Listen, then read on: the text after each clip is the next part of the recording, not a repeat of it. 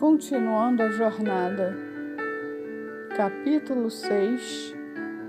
O caso da mulher adúltera. Cura pela palavra de Deus para a culpa. Jesus, entretanto, foi para o Monte das Oliveiras, de madrugada. Voltou novamente para o templo, e todo o povo ia ter com ele. E assentado os ensinava. Os escribas e fariseus trouxeram à sua presença uma mulher surpreendida em adultério, e fazendo-a ficar de pé no meio de todos, disseram a Jesus: Mestre, esta mulher foi apanhada em flagrante adultério, e na lei nos mandou Moisés que tais mulheres sejam apedrejadas. Tu, pois, que dizes? Isto diziam eles, tentando-o para terem de que o acusar. Mas Jesus, inclinando-se, escrevia na terra com o dedo. Como insistissem na pergunta, Jesus se levantou e lhes disse: Aquele que dentre vós estiver sem pecado, seja o primeiro que lhe atire a pedra. E tornando a inclinar-se, continuou a escrever no chão. Mas, ouvindo eles esta resposta, e acusados pela própria consciência, foram-se retirando um por um, a começar pelos mais velhos até os últimos, ficando só Jesus e a mulher no meio onde estava. Erguendo-se Jesus e não vendo a ninguém mais, além da mulher, perguntou-lhe: Mulher, onde estão aqueles teus acusadores? Ninguém te condenou? Respondeu ela: Ninguém, Senhor. Então lhe disse Jesus: Nem eu tampouco te condeno. Vai e não peques mais. João, capítulo 8, versos de 1 a 11. Não é difícil pecar, decepcionar a Deus e a nós mesmos. Não é difícil mentir, adulterar, exceder-se no namoro, ser desonesto, ceder à lascívia, maldizer, magoar, quebrar promessas, render-se a um vício. Difícil é conviver com a culpa que o pecado traz. O sentimento de culpa é uma das forças mais poderosas que podem agir sobre nossas emoções. E ele está, de alguma forma, presente em todas as enfermidades interiores. Para resistir ao seu peso esmagador, o ser humano toma as atitudes mais diversas e radicais. Todas as pessoas veem as voltas com a culpa e tentam lidar com ela, muitas vezes da maneira errada. Constatamos isso na experiência dos personagens bíblicos e também na do homem moderno. Diante da culpa, alguns esquivam-se como Adão. Gênesis 3, 11 e 12. Endurecem-se como Caim. Gênesis 4, 8 e 9. Fogem como Moisés. Êxodo 2, 11 a 15. Enlouquecem como Saul. 1 Samuel 16, 14. Consomem-se como Davi. Salmos 32, 1 a 5. Choram como Pedro. Mateus 26, 75. suicidam-se como Judas. Mateus 27, 3 a 5. A experiência da mulher adúltera, no entanto, ensina-nos a forma adequada e saudável de lidarmos com esse sentimento. Com ela aprendemos que só aos pés de Jesus podemos obter o alívio para esse peso. Reconhecendo a culpa, o primeiro passo para superar o sentimento da culpa é reconhecer o pecado e, por relutar em admiti-lo, que a maioria das pessoas afundam-se no remorso e na manipulação, em vez de crescer com seus erros e livrar-se deles. No episódio da mulher apanhada em flagrante adultério, estiveram envolvidas algumas pessoas que não estavam dispostas a reconhecer sua culpa e que por isso saíram dali sem a bênção e sem o perdão. O primeiro personagem que nos chama a atenção nessa história é o adúltero. Ele merece destaque pelo simples fato de não aparecer no texto. Onde está ele? Obviamente, o adultério é o tipo de pecado que não dá para se cometer sozinho. Mas a mulher foi levada à presença de Jesus sozinha. E na lei nos mandou Moisés que tais mulheres sejam apedrejadas, disseram os fariseus no verso 5. Na verdade, o que a lei estipulava é que ambos os envolvidos no pecado fossem mortos. Levítico 20, versos 10. Então, por que o homem não foi também? Creio que no seu coração ele não se sentia culpado.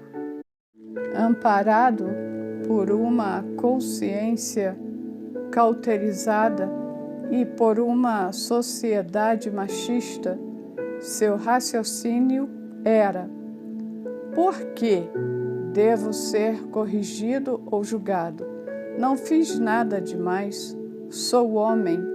E dos homens se esperam atitudes desse tipo. As mulheres sim devem ser recatadas e fiéis. Ela cedeu, não tive culpa. Ele fazia uso de um mecanismo psicológico conhecido como negação. Negava qualquer culpa para si mesmo, privando-se assim de qualquer perdão. O segundo grupo de personagens interessantes nessa história é o dos fariseus. Cada um deles tinha lá os seus pecados e culpas, e o fim do episódio deixa isso muito claro. Mas não foram a Jesus levando os próprios erros, e sim o da mulher. Vejam a culpa dela. Gritavam eles para quem quisesse ouvir. Esperavam com isso que, enquanto a multidão estivesse olhando para o pecado daquela infeliz, não olharia para os deles. A psicologia dá a esse mecanismo o nome de projeção. Atribuir aos outros os defeitos que não gostamos de admitir em nós mesmos, desviando assim para outra direção os olhos vigilantes da censura. Todos conhecemos pessoas que estão sempre prontas a apontar pecados em outrem, talvez porque no próprio coração abriguem pecados inconfessáveis. Todos os homens se defendem e se defendem atacando. Paul Tournier. tanto o adultério quanto os fariseus haviam encontrado formas erradas, mas muitos comuns de lidar com o sentimento de culpa. Entretanto, com aqueles artifícios e manipulações psicológicas, colocavam-se fora do alcance da graça divina e do perdão de Jesus. O Salvador não podia perdoar-lhes pecados que eles próprios não admitiam ter. O problema da culpa continuava sem solução. O profeta Jeremias, no livro bíblico que leva o seu nome, faz uma comparação significativa entre dois objetos de barro modelados por um oleiro, o vaso, Jeremias 18, de 1 a 6, e a botija, Jeremias 19, 1 a 11, feitos pelo mesmo homem e do mesmo material. Ambos foram quebrados, mas enquanto o vaso pôde ser reaproveitado e transformado num utensílio novo, a botija não teve conserto. Ficou em cacos, imprestável, pronta para o lixo. Isso aconteceu porque o barro do vaso ainda estava úmido, ao passo que o da botija, já passado pelo forno, havia endurecido. O mesmo acontece com o nosso coração quando inventamos desculpas para o nosso comportamento. Ele fica endurecido. Também, se atribuímos sempre aos outros o motivo do nosso sofrimento, negando, projetando, racionalizando e escondendo, nós o transformamos em uma botija seca e despedaçada. A menos que você amoleça o coração e assuma suas falhas, culpas e pecados, não poderá ser transformado pelo Senhor em um vaso novo. Sua vida não terá conserto. Claro, isso não é fácil. É sempre mais cômodo apontar o erro alheio, responsabilizar os pais, o mundo, os outros e mesmo Deus pelo que dá errado na vida. Contudo, é absolutamente indispensável que reconheçamos as culpas. É o primeiro e decisivo passo para partirmos da derrota em direção à vitória. Confessando o pecado. Ao contrário dos demais, a mulher adúltera não tentou negar, justificar ou transferir suas responsabilidades. Embora pudesse tentar fazê-lo, como os outros personagens da história, assumiu a culpa, confessando-a com seu silêncio. Não ouvimos sair de seus lábios uma única palavra no sentido de defender-se ou de retribuir as acusações que lhe faziam todos aqueles hipócritas. Apresentou-se humilde e maleável diante do Senhor Jesus. Aquela mulher tinha de fato a sua culpa e fez com elas o que de mais saudável um ser humano pode fazer. Confessou-a. A Bíblia diz: o que encobre as suas transgressões jamais prosperará, mas os que a confessa e deixa alcançará misericórdia. Provérbios 28, 13. Você já experimentou em sua vida o poder libertador da confissão? Certa vez, num trabalho evangelístico, entrei em uma casa para falar de Jesus aos seus moradores. Uma senhora de seus 50 anos e seu pai, que já passava dos 70, embora tivessem recebido muito bem a mim e ao irmão que me acompanhava, faziam franca oposição aos ensinos bíblicos que procurávamos transmitir a eles. Diziam-se incapazes de aceitar a doutrina da salvação pela graça. A filha principalmente achava impossível Deus salvar pessoas que não tivessem feito por onde, que não tivessem levado uma vida correta a ponto de conquistar por seus próprios méritos o direito de um lugar no céu. Desde o início, a intensa oposição daquela senhora pareceu-nos apontar para a existência de motivos pessoais e emocionais. Continuamos, mesmo assim, a mostrar-lhes nas Escrituras o caráter falho e pecaminoso dos homens e o plano amoroso de Deus para a sua redenção, enviando Jesus para pagar pelos seus pecados. À medida que ela começou a compreender essas verdades, sua atitude foi se modificando. Passou a interessar-se, a alegrar-se com o que lhe dizíamos. Seus olhos encheram-se de lágrimas. A emoção era de alguém que, após muitos anos, julgando-se condenada, começava a reencontrar alguma esperança para sua vida e seu futuro. Por fim, encorajou-se a fazer-nos uma confissão, disse ela.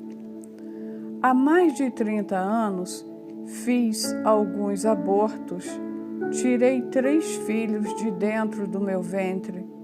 Eu tinha certeza de que Deus não podia me perdoar por crimes tão terríveis e de que esse pecado não tinha perdão. Vivi todos esses anos com uma terrível senso de culpa, resignada a passar a eternidade no inferno. É maravilhoso saber que Jesus pode me perdoar, que há esperança para mim. Como se sente agora? Perguntei-lhe. Sinto que um grande peso foi tirado de cima de mim. Os dois decidiram-se recebendo Cristo como seu único e suficiente Salvador. E comprometeram-se a unir a uma igreja cristã. Ao acompanhar-nos até a porta, seus semblantes estavam maravilhosamente transformados. Sorriam e choravam de alegria. Fora um encontro muito emocionante.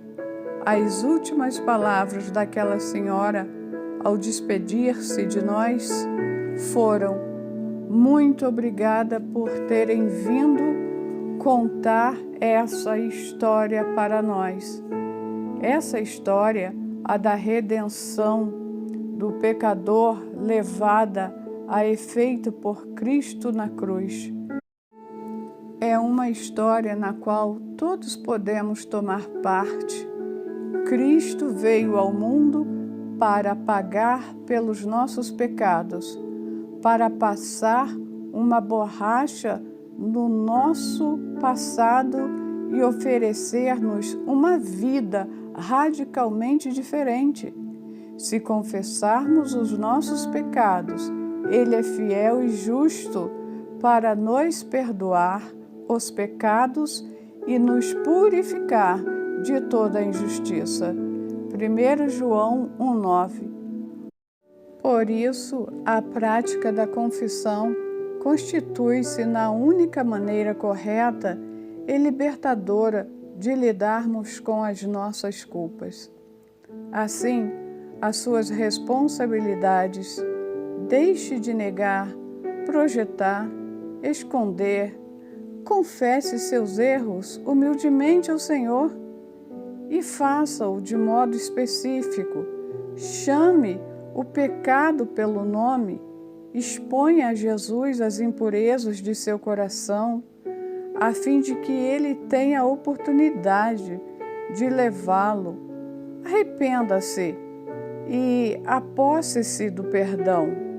Agora, pois, já nenhuma condenação há para os que estão em Cristo Jesus.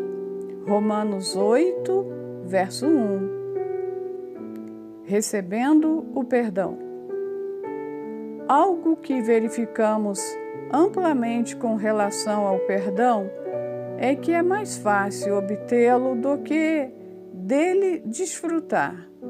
Certas pessoas possuem uma consciência hipersensível. Elas encontram uma terrível dificuldade para sentirem que suas falhas foram perdoadas. Parece até que Deus está mais disposto a esquecer as suas ofensas do que elas mesmas. Ao alimentar um mórbido sentimento de culpa, o ser humano nada mais faz do que se submeter a uma agonia desnecessária. Nossa dificuldade em aceitar o fato de que Deus nos perdoa quando, arrependidos, lhe confessamos os nossos erros. E isso é simples assim. Resulta da posição orgulhosa do nosso coração. No fundo, não aceitamos que a solução para o sentimento de culpa não esteja em nossas mãos. Continuamos achando que é preciso fazer alguma coisa, pagar uma penitência, sofrer um castigo, ser vítima de alguma desgraça, penar o resto da vida. Achamos que podemos e devemos pagar pela nossa restauração. Não queremos ficar devendo nada para Deus, mas o fato é que não podemos pagar nada. Somos absolutamente impotentes. Tudo que nos resta fazer é receber, agradecidos, o perdão que nos é concedido pelas mãos que trazem o sinal dos cravos e da cruz. Nem eu tampouco te condeno, vai e não peques mais, foram os dizeres finais de Jesus àquela mulher apanhada em adultério. Tudo o que ela tinha a fazer agora era aceitar a realidade daquela mensagem divina e receber o perdão que ele oferecia de graça. As palavras de Jesus produziram cura instantânea naquela alma marcada pela culpa, vergonha e temor. Nada de penitências, nem de anos de sofrimento. A cura foi imediata, definitiva e imerecida. É dessa maneira que o Salvador se propõe a curar-nos de nossas culpas, de nossas lembranças mais duras e vergonhosas. Não precisamos pagar nada, Ele já pagou tudo. Se nos arrependermos de nossas faltas e as confessarmos a Ele, pedindo o seu perdão, Ele nos perdoará e pagará as nossas transgressões. A única coisa que precisamos fazer é crer nisso. Conta-se que certo homem pecou e pediu perdão a Deus. e o Senhor lhe perdoou. O homem, sentindo-se leve e feliz, continuou o seu caminho. Mais adiante, porém, cometeu um novo deslize. Triste e envergonhado por haver errado novamente, tornou a Deus. Peço-te que me perdoe esse segundo pecado, disse ele. O Senhor, admirado, perguntou-lhe: segundo? E qual foi o primeiro? Esse é o caráter do Deus que enviou o próprio Filho ao mundo para resgatar os pecadores. Eu e você. Quem, ó Deus, é semelhante a ti, que perdoas a iniquidade e te esqueces da transgressão do restante da tua herança? O Senhor não retém a sua ira para sempre, porque tem prazer na misericórdia. Tornará a ter compaixão de nós, pisará aos pés as nossas iniquidades e lançará todos os nossos pecados nas profundezas do mar. Miqueias 7, 18, 19. Meu amigo, há alguma culpa a afligi-lo, recente, antiga? Não se endureça. Você não deve racionalizar, esconder, transferir, nem manipular. Tampouco fique afundando-se no remorso e na autocondenação. Confesse-a e deixe-a aos pés da cruz. Certamente, sua vida será bem diferente daí em diante, à medida que formos caminhando ao lado de Cristo, não empurrados pelo medo de possíveis castigos, mas atraídos pelo seu amor, erraremos menos e encontraremos formas mais saudáveis e espirituais de lidarmos com os erros que, porventura, ainda cometemos.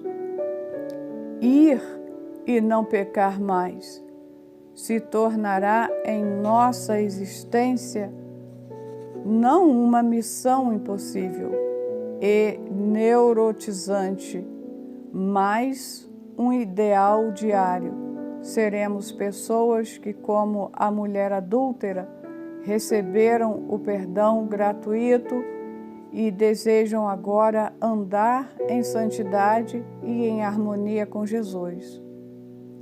Aquela mulher foi levada aos pés de Cristo, violentamente arrastada pelos fariseus, sobre os gritos da multidão, mas nós temos o privilégio de ser conduzidos à sua presença pela voz firme e suave do Espírito Santo. É Ele quem nos convence do pecado, da justiça e do juízo. João 16:8.